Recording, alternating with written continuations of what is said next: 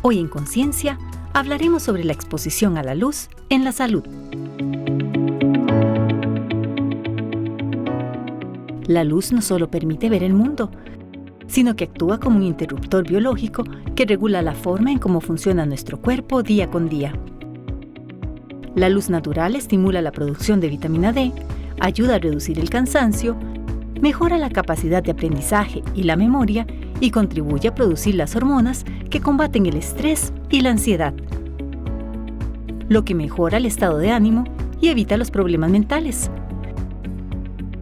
Sin embargo, la rutina diaria nos obliga a pasar la mayor parte del día sentados en lugares cerrados, bajo techo y muchas veces frente a pantallas. Esto nos hace preguntarnos, ¿cómo nos afectan los efectos no visuales de la luz y cómo podemos recibir todos sus beneficios? Para conocer más sobre este tema, nos acompaña Andrea Sancho Salas, docente e investigadora de la Escuela de Arquitectura de la Universidad de Costa Rica. Andrea, bienvenida a Conciencia. Yo le agradezco mucho que se haya separado su agenda para atender nuestra invitación. Muchas gracias, don Gustavo. Es un gusto estar aquí. Para abordar un tema interesantísimo. Exposición a la luz en la salud humana. Coméntenos un poquito de antecedentes, que a mí siempre me interesa conocer esa historia. Primero, ¿por qué una arquitecta cubriendo este tema? ¿Idea de quién? ¿Cuándo? Coméntenos un poquito esa parte del proyecto. Sí, bueno, en realidad yo siempre he estado como muy interesada en estudiar la luz natural y cómo esto afecta vamos a ver, a la hora en que estamos diseñando los espacios, ¿verdad? Y sobre todo porque usualmente la mayoría de los trabajos que tenemos en este tema tienen que ver con arreglar cosas que no están funcionando, ¿verdad? Entonces, cómo desde la arquitectura y desde el espacio estamos diseñando lugares que tienen poco ingreso de luz natural.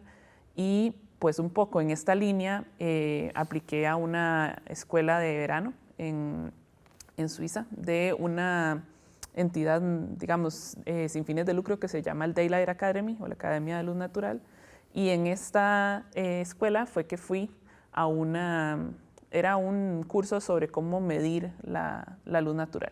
Y aquí conocí a un investigador que se llama Manuel Spitzan del Max Planck Institute en Tübingen, en Alemania. Y ellos ya tenían un proyecto en donde estaban haciendo mediciones de luz en diferentes partes del mundo. Y yo le dije, qué interesante, si yo tuviera los equipos para poder hacer esta investigación, yo lo haría en Costa Rica. Y él me dijo que él me enviaba los equipos a Costa Rica. Entonces, con esto y un protocolo que habían diseñado, empecé a leer, a investigar y demás. Y una vez que regresé a Costa Rica, empecé a escribir la investigación, porque es un tema que es muy, muy nuevo, sobre todo los efectos que son no visuales, porque estamos acostumbrados a estudiar la luz para ver, ¿verdad? Uh-huh. Para ver lo que hacemos, para ver los colores, para ver los materiales, pero nunca pensamos en lo que eso genera a nivel no visual, en el cuerpo, en la salud. Entonces, claro. ¿Cuándo fue eso? ¿Cuándo se origina este proyecto? Esto fue en septiembre, en agosto del 2024, sí. Del 2024. Ajá. Multidisciplinario. Sí, de hecho la escuela era interdisciplinaria y justamente porque es un tema en el que yo creo que es muy difícil pensar solo en una disciplina. Una disciplina, claro. Es muy, muy difícil. Entonces, de hecho, este investigador es psicólogo y trabaja con muchas personas. Vamos a ver, hay arquitectos, pero también hay médicos, hay neurocientíficos, hay personas que estudian vamos a ver, de todos los diferentes ámbitos, biología, por supuesto, y sí es un reto, ¿verdad? Porque es un tema en el que uno tiene que leer mucho para justamente entender todos estos procesos de la salud, pero que sin duda tiene demasiada relación con arquitectura. Interesante. Sí. Liderado por una mujer del área STEAM. Sí. Sí, yo creo que yo siempre he estado muy interesada en la parte que tiene que ver con ciencia, tecnología y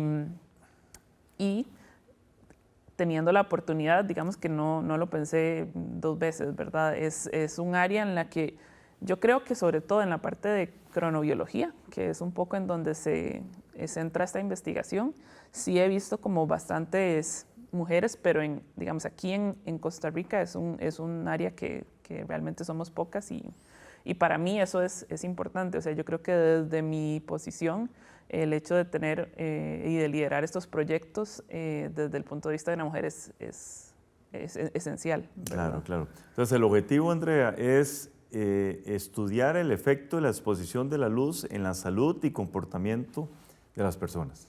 Sí, exactamente. Y sobre todo, creo que lo que le da un factor muy, muy diferenciador es que sea en el trópico, porque la mayoría de estos estudios se realizan en países del norte. Vamos a ver, porque por su ubicación tienen en muchos momentos del año una falta de luz, ¿verdad? Y esto ya sabemos que afecta el ciclo circadiano, que afecta la manera en que, vamos a ver, nos desarrollamos o nos movemos, nuestro comportamiento. En estos países tal vez es más notorio porque tenemos días en donde hay muy poca luz. Digamos, si nosotros pensamos en Islandia, en Noruega, en Dinamarca, son lugares en donde durante el invierno la cantidad de luz es muy poca, pero no hay datos en las franjas tropicales, hay muy, muy pocos datos.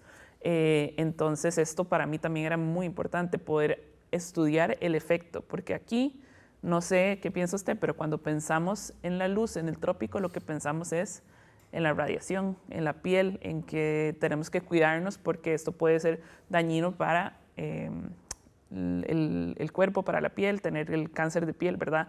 Pero resulta que hay muchos otros efectos que tienen muchos beneficios en la salud y también muchas consecuencias que necesitamos ver, y no hay datos de Costa Rica, no hay datos de Latinoamérica, hay muy pocos datos. Creo que solo en Brasil es donde hay como un poco más de estos estudios de cronobiología y de los efectos de la luz, pero en el trópico son muy pocos datos. Me imagino que la gente en Europa felices con este complemento de información que se iba a recoger del trópico.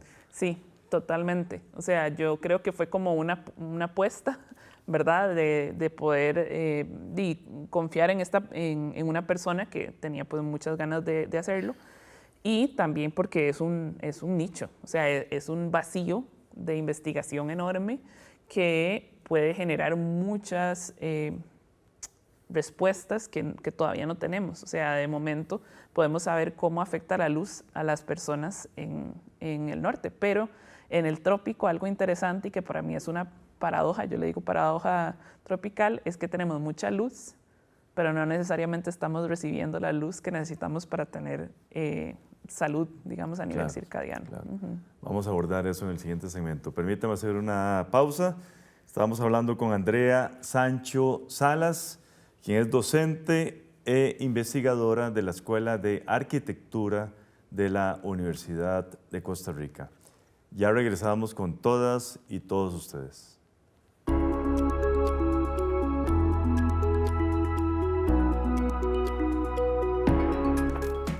La luz es la señal principal que sincroniza el ciclo circadiano o reloj biológico interno, que controla el sueño, las hormonas y el metabolismo.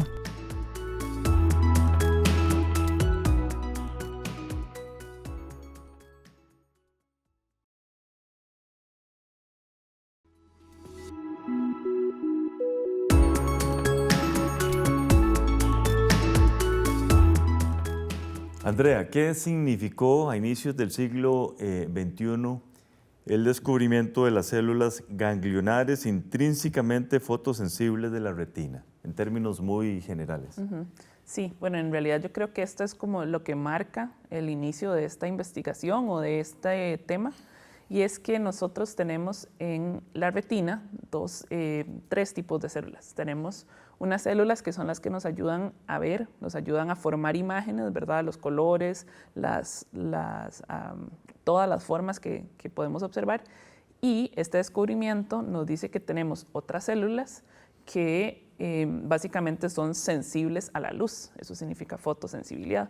Entonces, estas células mandan señales al cerebro y le indica básicamente a nosotros lo llamamos un director de orquesta básicamente, porque es un núcleo, el núcleo supraquiasmático, que es el que le dice al cuerpo que produzca o no produzca ciertas hormonas. Entonces básicamente él maneja esto de producir la melatonina o el cortisol.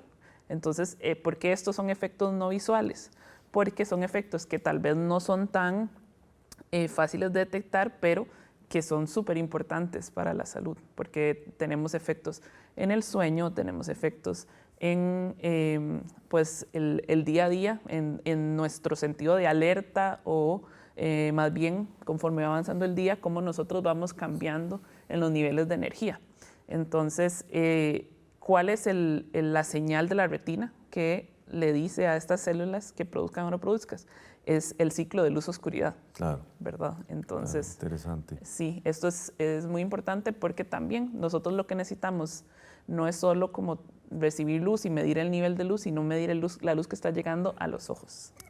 Esto es como, podríamos decir, parte de un proyecto sombrilla que ustedes le denominan MELI 2, en el cual participan 7 países. Sí, exactamente. Este proyecto es un proyecto que fue financiado por una parte por la Unión Europea, porque, bueno, y aquí ando uno de los sensores de luz que utilizamos, porque ellos quieren ver como cuál de todos esos sensores es el que nos da como más información sobre los efectos, ¿verdad? Entonces, ellos iniciaron y por eso te digo que hay un protocolo. Entonces, lo bueno de esta investigación y de este protocolo es que todos los países que participaron midieron exactamente los mismos parámetros y como hablamos de comportamiento, ¿verdad? Y también de salud, hay también un seguimiento de hábitos, por ejemplo, en el momento en que usted está fuera de un espacio, en el momento en que está adentro.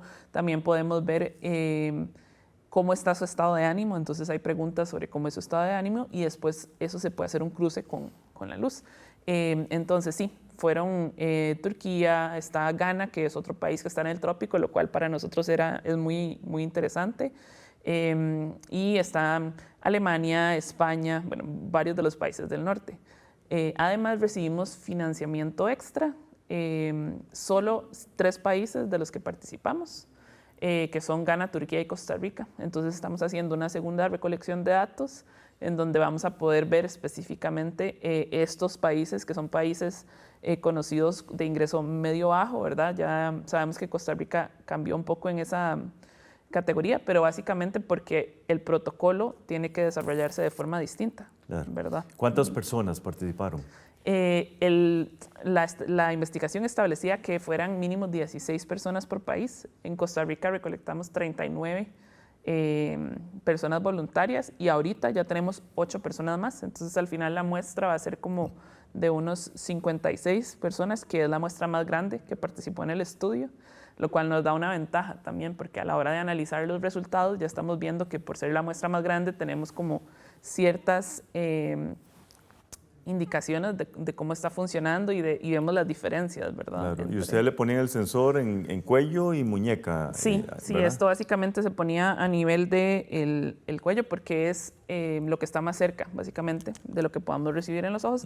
Y también en el brazo porque se mide el sueño. Entonces las personas voluntarias andan con algo que parece un reloj y esto está midiendo su actividad o su, básicamente, pausa, qué tan alerta. Entonces podemos ver realmente a qué horas se despierta. Y determina la calidad del sueño también. La calidad del sueño, cuántas veces se despierta en la noche y relacionarlo igual con la luz, con el ambiente de luz donde usted duerme y sobre todo en la luz que usted recibió durante el día, porque eso afecta directamente la forma en que Coméntenos algunos resultados que ustedes han obtenido. Es bastante interesante porque lo primero, tal vez a decir, es que hay recomendaciones de cuánta luz tiene que recibir uno durante el día, específicamente la que afecta estas células, porque no es toda la luz, sino que si vemos un poco desde la física de la luz, nosotros tenemos intensidad y tenemos ondas, longitud de ondas. Entonces, básicamente tiene que ver mucho el espectro, que podríamos decir que es como el tono de la luz y la intensidad de la luz. Entonces, las recomendaciones dicen que tenemos que recibir al menos 250 luxes durante 4 horas en el día. Y ninguno de todos los países en media recibió esa recomendación. No importa si estamos en el trópico o estamos en el norte. Ese es uno de los primeros resultados que nos dice que a pesar de que estamos en un país con mucha luz y que tenemos una luz durante casi 12 horas en todo el año, ¿verdad? A veces, pues obviamente con la lluvia esto cambia. No estamos recibiendo la luz necesaria para poder tener una salud circadiana.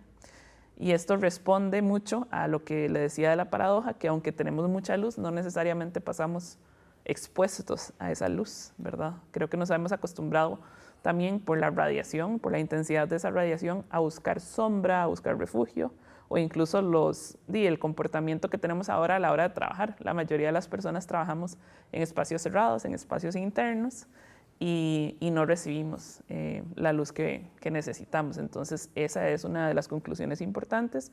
Sin embargo, en Costa Rica sí hay un promedio de luz un poco mayor a la mayoría de los países, igual sucede en Ghana. Entonces, esa es otra de los resultados. Y ahora empezamos también un nuevo estudio en donde vemos un poco datos meteorológicos sobre esta muestra para ver si en efecto hay un vínculo entre tener más radiación y recibir menos luz. O sea, si estamos realmente refugiándonos del calor y que por eso no recibimos la luz que ocupamos. Permíteme hacer una segunda pausa. Conversamos con Andrea Sancho Salas, docente e investigadora en la Escuela de Arquitectura, sobre la exposición a la luz en la salud humana. Ya regresamos.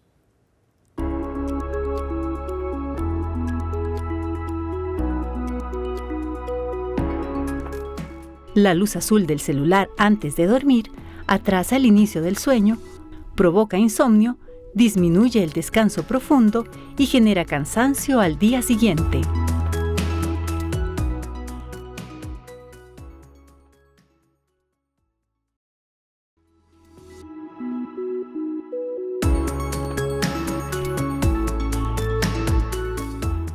Andrea, otro aspecto importante es que ustedes han adquirido recomendaciones o han podido generar recomendaciones con respecto a iluminación de los edificios. Y eso me parece que es de singular importancia. Coméntenos.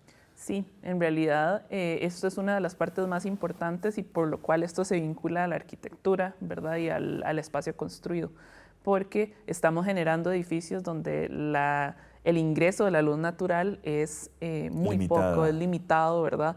No sé si... En algunos, nula. Nula, exactamente. Trabajamos en muchos lugares donde la única luz es artificial y esto afecta, porque la luz artificial, la mayoría, lo que tiene es un componente de la luz más azul y eso más bien nos genera menos, vamos a ver cómo lo decimos, la luz, que es sobre todo en esta parte azul del espectro, nos quita la producción de melatonina. O sea, le dice al cerebro, deje de producir melatonina y usted mientras no produzca melatonina no empieza a bajar las revoluciones y a dormir bien. Entonces, en estos espacios es esencial porque, por ejemplo, si hablamos de espacios de oficina, incluso en las casas, que es como el primer lugar donde podríamos verlo, en hospitales, por ejemplo, en residencias con personas adultas mayores, esto es importante porque muchas veces la movilidad es reducida. ¿Y qué quiero decir con esto? ¿Qué podemos hacer a nivel de espacios? Tenemos que pensar mucho en las ventanas que tenemos, pero sobre todo en espacios que nosotros llamamos espacios de transición, que en el trópico se pueden trabajar mucho y son muy importantes. Ese espacio que existe entre estar adentro y estar afuera. Entonces, tener terrazas donde yo pueda salir y poder recibir un porcentaje de luz, incluso bajo la sombra. O sea, la cantidad de luz que existe de luz natural es muy grande comparado a lo que recibimos en el interior. Claro. Entonces, pueden ser terrazas, las ventanas, ojalá que más bien se abran porque el vidrio está diseñado para cortar una parte de la radiación que es importante igual para los ojos. Entonces, esto también ha sido una cosa que hemos visto a nivel de espacio construido, pero incluso si yo en el lugar donde trabajo puedo sentarme más cerca de la ventana, eso es algo que me va a beneficiar a nivel de salud circadiana. Y sí, deberían de existir como lineamientos o reglamentos, porque a pesar de que existe un reglamento de construcciones que te dice que tenés que tener siempre ventilación, iluminación natural en los espacios, esto no siempre se está cumpliendo, ¿verdad? Entonces, y afecta directamente. Han habido muchos estudios aquí, incluso en la universidad, y muchos de los voluntarios que participan van porque tienen esa preocupación y han medido su déficit de vitamina D, muchísimas personas en Costa Rica, porque aquí no tenemos mediciones de melatonina, que esa es la parte B de la investigación. O sea, la idea es empezar a hacer mediciones de melatonina aquí para ver, o sea, qué es lo que está pasando y si son estos espacios construidos que estamos, por los resultados, casi seguros de que es así, que es la forma en que estamos Con respecto a la diseñando. exposición al sol de las personas, ¿cuántas horas de luz al día? ¿Cuál es la mejor hora del día? Coméntenos ese tipo de detalles. Sí, usualmente es durante la mañana para evitar como el exceso también de radiación. Dicen que de 10 a 2 esa es la peor hora. Sí, es Eso es mejor cierto. antes, perdón, y en Costa Rica que amanece muy temprano, ¿verdad? Que hay luz muy temprano, desde las 6 de la mañana hasta las 9 de la mañana son esas 3 horas que es un buen momento para recibir luz y salir, o sea, salir del lugar donde estemos. Si usted vive en un lugar en donde tiene un corredor, ¿verdad? O un balcón, salir ahí, aunque sean 15 minutos, es algo que es muy, muy importante. Para que usted le diga a su cuerpo que ya empezó el día. O sea, eso es lo que usted necesita. Incluso hay estudios que dicen que es más importante que suprimir la exposición a pantallas o a, no sé, celulares, televisores, computadores en la noche, que eso también afecta. Pero sobre todo esa señal de decirle a usted, a su cuerpo, ya empezó el día, y no tienen que ser demasiadas horas. O sea, puede ser 15 minutos que usted salga a caminar con su mascota, que usted salga a caminar con un familiar, que salga solo a ver un poco del exterior y sobre todo en sus ojos. Y no significa que tenemos que volver a ver directamente al sol, ¿verdad? Porque obviamente esto va a generar un efecto negativo. Es simplemente que mis ojos reciban bastante luz y luz externa o cercana a la luz natural, porque en los interiores recibimos poco, o sea, no recibimos esa cantidad de luz durante idealmente 4 horas que supere un valor de 250 luxes. Sí, quiero retomar un tema que ya usted comentó. Existe una normativa en este momento que exige que los edificios sean construidos bajo ciertas circunstancias de entrada de luz y demás, pero no se cumple. No. De mi propia experiencia, hace 2 semanas estuve yo en un edificio en el cual yo sufrí de claustrofobia y tuve que salir pronto. No estuve 20 minutos dentro del edificio. ¿Qué pasa ahí, Andrea? Sí, yo creo que sufrimos de traer muchas ideas que no son propias de cómo deberíamos diseñar acá, ¿verdad? Entonces muchas veces estas ideas de edificios muy cerrados vienen de otros países, ¿verdad? Y por llevar estas tecnologías o por construir de esta forma se nos olvida que estamos en el trópico y que además tenemos el recurso de la luz siempre y podemos generar estos espacios. Como le digo, yo puedo tener un lugar en donde tenga la ventana abierta todo el día, que mientras tenga una superficie que no permita que ingrese la lluvia, por ejemplo, lo puedo hacer, ¿verdad? O podemos tener todos estos espacios de transición y aquí no. Vamos a ver, la normativa te indica que tiene que tener una ventana, pero no te dice hacia dónde tiene que estar orientada, cuál es la dimensión de esta ventana, cómo genero yo elementos de, no sé, o sea, es que eso existe y si uno entiende cómo se mueve el sol en este país, uno puede diseñarlo, ¿verdad? El problema es que no se exige, muchas de los materiales y de las tecnologías que utilizamos para construir vienen de otros lugares, ¿verdad? Y eso es algo que yo creo que hay que cambiar. O sea, para mí es muy importante que al finalizar esta investigación podemos tener lineamientos y buscar gente que pueda hacer política pública, porque esto es algo que está afectando directamente la salud de todas las personas en Costa Rica. Sí. Muchísimas gracias, Andrea, muy interesante y vamos a estar atentos a otros resultados que ustedes van a obtener de este proyecto. Perfecto, no, muchísimas gracias y cualquier cosa, con mucho gusto estoy. Muy amable, muchas gracias. Gracias también a todas y todos ustedes. Continúen con la programación de Canal 15 UCR, no sin antes ver nuestra sección Conceptos. Hola, les doy la más cordial bienvenida a Conceptos. Soy Catalina Lao y voy a definir y poner en contexto algunas de las palabras que se dijeron en el programa. Por ejemplo, lo que dijo la persona invitada aquí. Es un área en la que yo creo que sobre todo en la parte de cronobiología, que es un poco en donde se centra esta investigación. Cronobiología es la ciencia que estudia los ritmos biológicos y los relojes internos de los seres vivos. Esta ciencia analiza cómo el cuerpo de los seres humanos y otros organismos adaptan sus funciones según los ciclos de luz y oscuridad.